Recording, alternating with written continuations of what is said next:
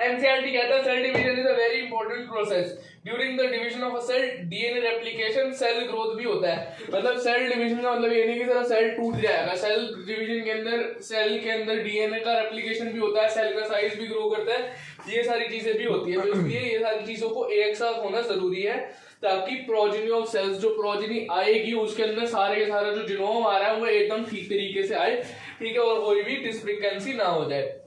Sequence of events, ये जो सारे के सारे इवेंट्स होते हैं जिससे कि जीनोम मतलब कि डीएनए डुप्लीकेट करेगा, सेल ग्रो करेगा, सेल अपनी ऑर्गेनेलीज का डुप्लीकेशन कराएगा, ठीक है, और इवेंचुअली और धीरे धीरे धीरे धीरे डिवाइड कर जाएगा किसके अंदर, दो डॉटर सेल्स के अंदर। तो ये पूरा का पूरा जो प्रोसेस होता है, क्या क्या होता है इस पूरे प्रोसेस के अंदर, सेल जो होता है अपना जीनोम मतलब कि डीएनए या जो जेनेटिक मटेरियल है उसको मल्टीप्लाई करता है, सेल ग्रो करता है, अपनी ऑर्गेनेलीज को भी ग्रो करता है या फिर डुप्लीकेट भी करता है, ठीक है, और इवेंचुअली धीरे धीरे धीरे धीरे और सेल जो होता है दो पार्ट्स में डिवाइड हो जाता है, दो फ्रेगमेंट्स में डिवाइड हो जाता है। तो जो पूरा प्रोसेस रहता है, इस पूरे प्रोसेस को एक साथ कलेक्टिवली क्या कहा जाता है, सेल साइकिल कहा जाता है। Although cell growth is a continuous process, DNA synthesis occurs only during one specific stage in the cell cycle. ये लाइन इंपॉर्टेंट है। कहते हैं कि क्या कहते हैं, सेल साइकिल। सेल साइकिल पहली बात तो मैं समझ में आ गया, पूरा का पूरा जो प्रोसेस है जिसके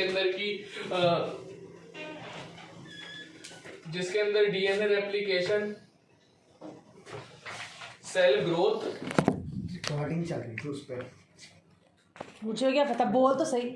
देखना है जिसके अंदर डीएनए रेप्लिकेशन, सेल ग्रोथ,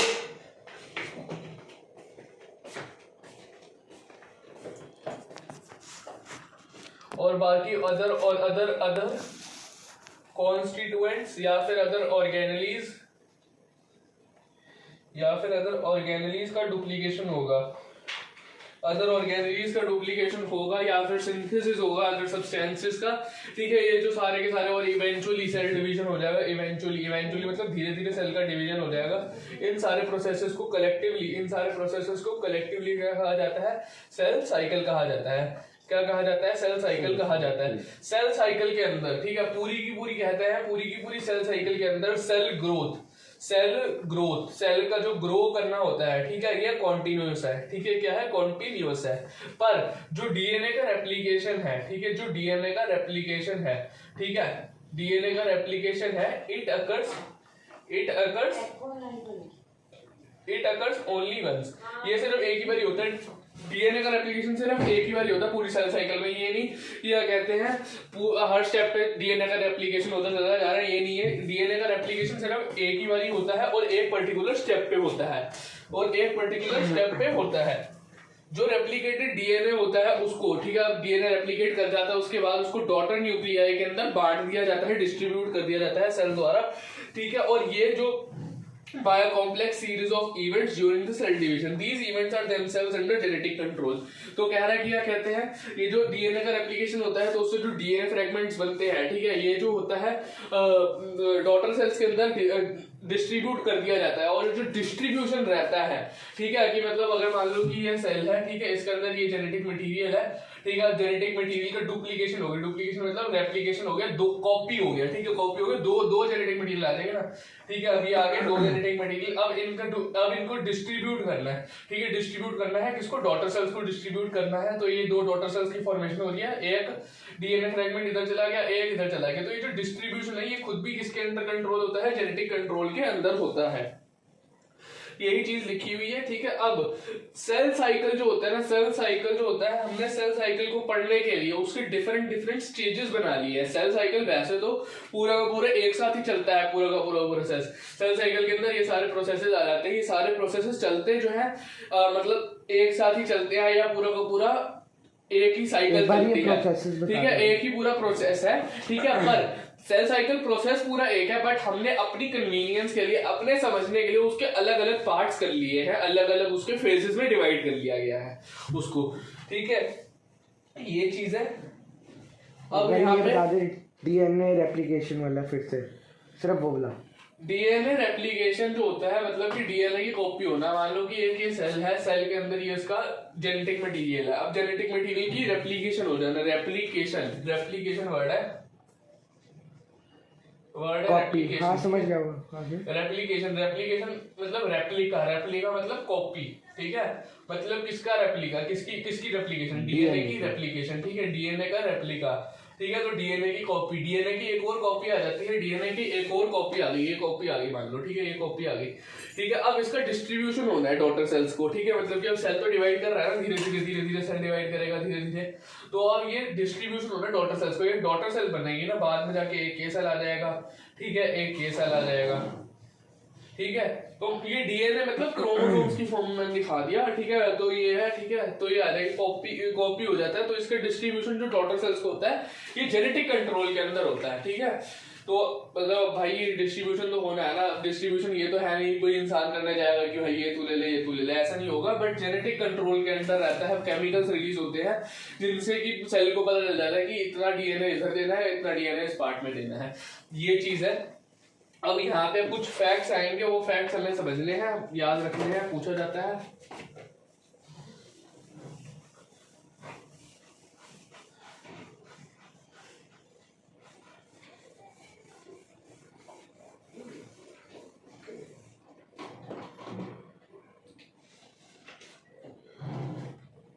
हम जो है ना, हम अगर यूकैरियोटिक सेल्स के अंदर पढ़ रहे हैं, अगर हम यूकैरियोटिक सेल्स के अंदर पढ़ रहे हैं, ठीक है, यूकैरियोटिक सेल्स दो टाइप के होते हैं, यूकैरियोटिक प्रोकैरियोटिक। अगर हम यूकैरियोटिक सेल्स की बात करें तो हम इस केस के अंदर सेल डिवीजन पढ़ने के लिए टिपिकली ह्यूमन सेल्स को हम लेते हैं, इसको कंसीडर करते हैं। यूकैरियोटिक सेल्स के अंदर अगर हम सेल डिवीजन पढ़ रहे हैं तो हम ह्यूमन सेल्स को कंसीडर करते हैं, किसको, ह्यूमन सेल्स को कंसीडर करते हैं, ठीक है। यूकैरियोटिक सेल्स के अंदर ह्यूमन सेल्स को कंसीडर करते हैं, और ह्यूमन सेल्स जो होते हैं, ये याद रखना है, ह्यूमन सेल्स जो होते हैं अप्रोक्सीमेटली हर 24 घंटे के अंदर एक बार डिवाइड करते हैं, ठीक है, हर 24 घंटे में एक बार डिवाइड करते हैं, ठीक है। मतलब कि ये मान लो एक ही ह्यूमन सेल है, ठीक है, एक ही ह्यूमन सेल है, ठीक है। अब 24 आवर्स के बाद ये डिवाइड करेगा, कितनी देर के बाद, 24 आवर्स के बाद ये डिवाइड कर जाएगा और ये 2 सेल्स बना लेगा, क्या बना लेगा, 2 सेल्स बना लेगा, ठीक है, ये चीज है। अब ये वाला सेल है, ठीक है, ये जो है ये 24 आवर्स के बाद ये 2 सेल और बना लेगा, ठीक है, ये जो है 2 सेल्स, ये अब ये वाला सेल है, ये 24 घंटे के बाद 2 सेल्स और बना देगा, ठीक है, इस तरीके से चलता है। वैसे अगर हमारी बॉडी में देखा जाए तो ये सेल जब डिवाइड करता है 2 बनते हैं ना, ठीक है, इनमें से एक सेल आगे कंटिन्यू करता है डिवाइड करने के लिए, और एक सेल जो होता है वो डिवाइड नहीं करता, ठीक है, एक सेल डिवाइड नहीं करता, ये क्या करता है, ये जो होता है ये डिफरेंशिएट कर जाता है, क्या कर जाता है, डिफरेंशिएट कर जाता है और फंक्शन ले लेता है, क्या ले लेता है, फंक्शन गेन कर लेता है, ठीक है, फंक्शन गेन कर लेता है, ठीक है। जैसे मान लो कि क्या कहते हैं, हमारा स्किन है, ठीक है, स्किन के अंदर कोई सेल्स डिवीजन हो रहा है, ठीक है, तो कोई सेल है वो डिवाइड करता है, 2 सेल बनेंगे ना, ठीक है, 2 सेल अगर बन गए, ठीक है, 2 सेल बनने के बाद एक सेल तो हमारी स्किन की लेयर बनाने में यूज हो जाएगा, प्रोटेक्शन में काम आएगा, तो दूसरा सेल जो है, ठीक है, दूसरा सेल जो है वो आगे फर्दर डिवीजन को कैरी ऑन करेगा, तो ये रहता है। तो ये बात समझ में, हर 24 आवर्स के बाद जो होता है सेल डिवाइड करेगा, ठीक है, मतलब कि एक बार डिवाइड, ये सेल है, ठीक है, ये 24 आवर खत्म हुआ, ठीक है, 24 आवर्स के बाद डिवाइड कर दिया, ठीक है, ये नहीं है, और वो 24 आवर्स में वो प्रोसेस चलता रहता है, प्रोसेस, हाँ, ये है कि 24 आवर्स प्रोसेस चलता रहेगा डिवीजन का, ये नहीं है क्या कहते हैं, मतलब सेल है, ठीक है, 24 घंटे रुकेगा, 24 घंटे जैसे कंप्लीट होगा धड़क से टूट जाएगा, ये नहीं है, ठीक है, धीरे धीरे वो पूरा प्रोसेस चलता रहेगा। अल्टीमेट जो ब्रेक होना है, डिवीजन होना है, ठीक है, वो जो है 24th आवर पे होगा, 24th आवर पे होगा, 24वें घंटे पे होगा अप्रोक्सीमेटली, ठीक है, ये चीज याद रखनी है। ह्यूमन सेल्स के लिए 24 आवर्स है टाइम सेल डिवीजन के लिए, ठीक है, बट ये नहीं है कि क्या कहते हैं हर सेल के लिए ये ड्यूरेशन सेम रहे, ठीक है, ह्यूमन सेल्स के लिए 24 घंटे है, ठीक है, बट अगर हम यीस्ट सेल की बात करें, ठीक है, ये मैं लिख देता हूँ, the duration, this duration may not be same for all types of cells, ठीक है, ऑल टाइप्स ऑफ सेल्स, ठीक है। जैसे यीस्ट सेल की अगर हम बात कर ले, यीस्ट सेल की बात करें तो यीस्ट सेल जो होता है वो मात्र 90 मिनट में 90 मिनट्स में यीस्ट सेल 90 मिनट्स में एक डिवीजन कंप्लीट कर लेता है। 90 मिनट्स मतलब 1.5 आवर, ठीक है, बट हम 90 मिनट्स एज सच बुक में लिखा है तो हम 90 मिनट्स याद रखेंगे। A typical eukaryotic cell is illustrated by human cells in culture. These cells divide once in approximately every 24 hours. However, this duration of cell cycle can vary from organism to organism. ठीक है, यहाँ पे for all types of cells ना लिख के, ठीक है, for all organisms लिख लो, ठीक है। ऑर्गेनिज्म से ऑर्गेनिज्म के अंदर डिफरेंस करेगा, ठीक है, ऑर्गेनिज्म टू ऑर्गेनिज्म, ठीक है। And also from cell type to cell type, ठीक है, and cell type to cell type, ठीक है, and cell type to cell type, मतलब डिफरेंट सेल्स के लिए डिफरेंट टाइप के, ठीक है, और ऑर्गेनिज्म के लिए अलग अलग। Yeast for example can progress through cell cycle, ठीक है, मतलब कि प्रोग्रेस कर सकता है सेल साइकिल के थ्रू, सारे प्रोसेस कंप्लीट करके डिवीजन कर सकता है 90 मिनट में, about in only about 90 minutes. Cell cycle is divided into two basic phases, ये याद रखेंगे।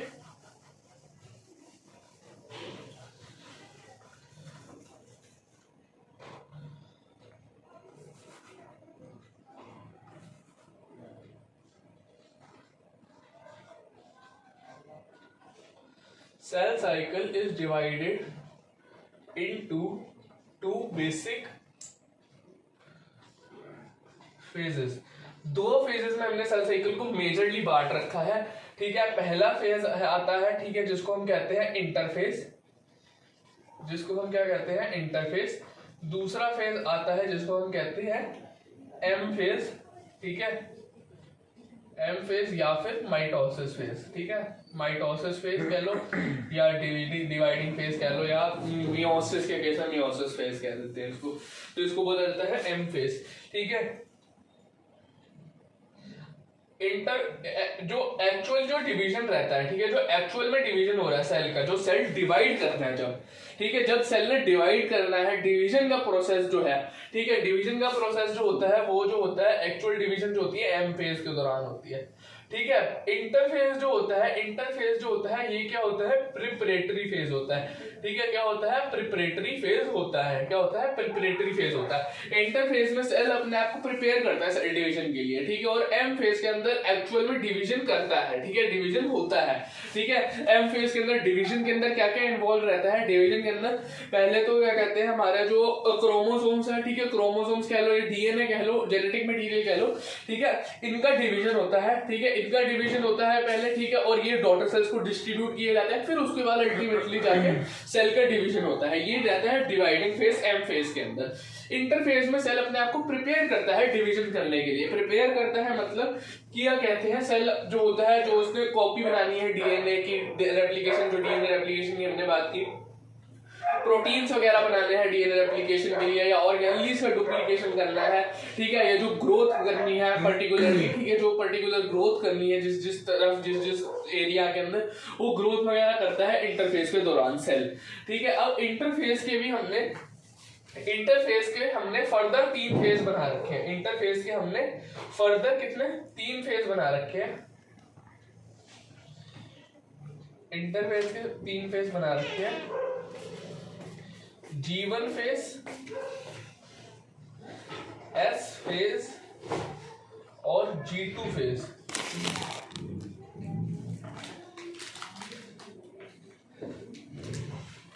क्या होता है, क्या मैं बता देता हूँ पहले, इस तरीके से चलता है।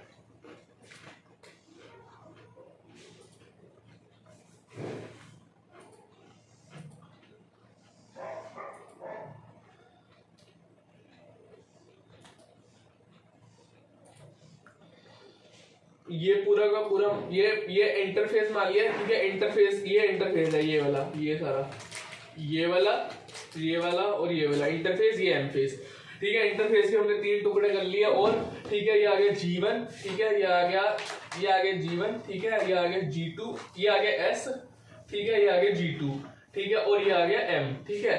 अब M, ठीक है, ये हो गया, ठीक है। अब यहाँ पे क्या है,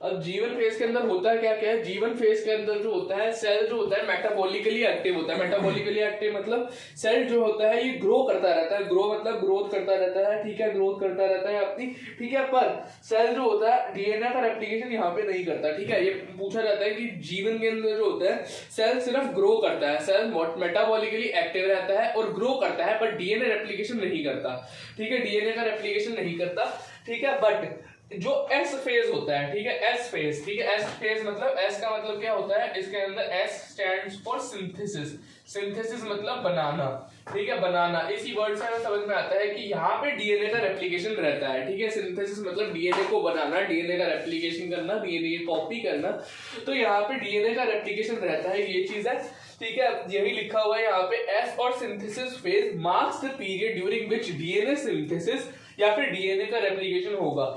इस केस के अंदर यहाँ पे एस फेज के अंदर, ठीक है, एस फेज के बाद और एस फेज के अंदर अमाउंट ऑफ डीएनए पर सेल डबल हो जाता है, ठीक है। अगर मान लो क्या कहते हैं पहले, अगर मान लो कि पहले 2C, ठीक है, 2C डीएनए था, 2C मान लो 2C, ठीक है, C हमने यूनिट कुछ लगा दी, ठीक है, 2C जो है डीएनए था, ठीक है, अगर हम यूनिट लगा देते हैं कुछ मेजर करने के लिए, ठीक है। अगर मान लो एक सेल के अंदर 2C डीएनए था, ठीक है, तो अब S फेज के बाद या S फेज के दौरान उसके अंदर डीएनए कितना आ जाएगा, अमाउंट ऑफ डीएनए 4C आ जाएगा, ठीक है।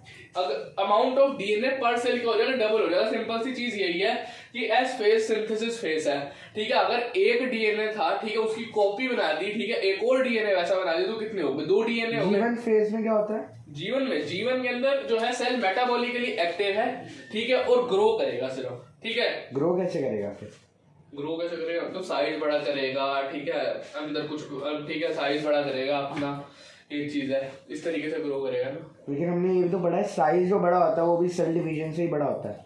नहीं तो ऐसे इंक्रीज इन मास भी तो होता है, जैसे मान लो कि इतना सेल था, ठीक है, अब वो ऐसे हो गया।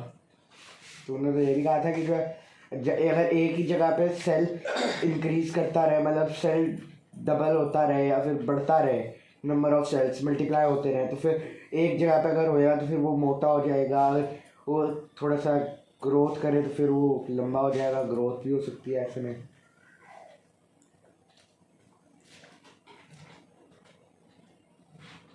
अगर ये सेल भाई डिवाइड कर जाएगा इस तरीके से तो सेल डिवीजन कहलाएगा ना। इस तरीके से अगर ये टूट गया, ठीक है, तो ये सेल डिवीजन कहलाएगा ना।